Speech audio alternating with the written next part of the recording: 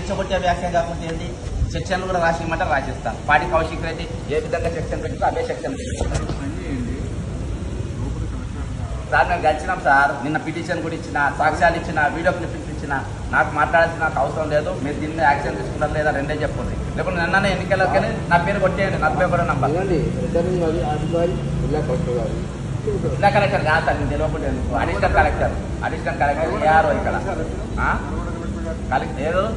ఆమెనే చెప్పింది మాకు నీతులన్నీ.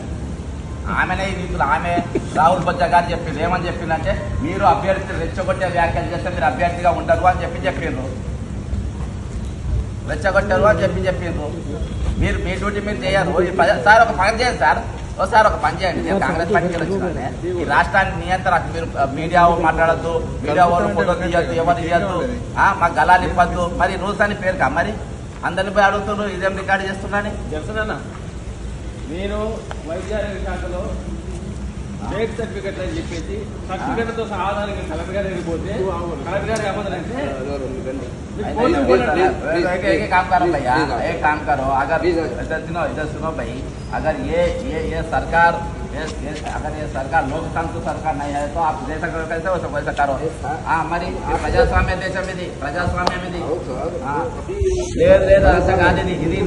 ఇది తప్ప కాదు. వాడు మాట్లాడి తప్పంటే తప్పు కాదు, ఇది మాట్లాడొచ్చు అని అంటే ఆయనకు వినాయకం అంటే వినాయకం ఇచ్చేయండి. నిన్నదాకా నీతులు మాట్లాడినోడు ఇట్లా మాట్లాడితే ఎట్టుకుంటారు. ఎవరు నేను లోపలికి నేను మాట్లాడే వాళ్ళే ఇక్కడ రమ్మని చెప్పాలి. వాళ్ళని రమ్మని రాహుల్ బొజ్జా గారు ఎందుకని అన్ని నీతులు చెప్పాలి మాకు. ఐఏఎస్ ఆఫీసర్ అయినా, సెక్రటరీ, ఎన్నికల అబ్జర్వర్ అయినా మాకు నీతులు ఎందుకు చెప్పాలి. ఇటు ఒక్క మాట మాట్లాడినా నేను ఎన్నికలకి తొలగిస్తామని చెప్పినోడు మరి అదే రోజు మాట్లాడిన తర్వాత ఇటువంటి వ్యక్తిని ఎందుకు తొలగిస్తలేరు. అరే అన్ని ఇచ్చిన సార్ వాళ్ళ దగ్గర అన్ని ఉన్నాయి. అన్ని ఎవిడెన్స్ ఇచ్చిన వాళ్ళకు రికార్డింగ్ ఎవిడెన్స్ ఇచ్చిన, మొత్తం ఇచ్చిన, పేపర్ కటింగ్స్ కూడా ఇచ్చిన. ఆ పేపర్ కటింగ్స్ కూడా ఇచ్చిన. ఇక నీటుకున్న చూడు. నన్ను చంపుతారా, చేతల మరి పంపుతారా, శ్మశానానికి పంపుతారా అంటే ఇక బ్లాక్మెయిల్ కాకుండా ఇదేంటిది రికార్డింగ్, వాయిస్ రికార్డింగ్ కదా. వాయిస్ రికార్డు కూడా ఇస్తా. నల్గొండలో కాదు, ఇక్కడ ఏఆర్ఓ ఇక్కడ ఇస్తారు. ఎక్కడని ఇవ్వచ్చు. మీకు తెలుసు అని చెప్పండి, లేకపోతే లేదని చెప్పండి.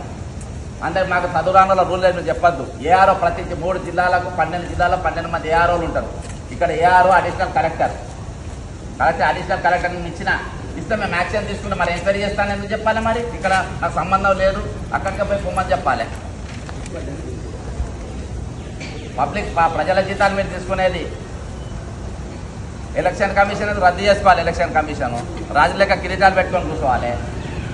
అడిగేటోళ్ళు ఎవడేం చేస్తే నడుస్తా అనుకుంటుందా.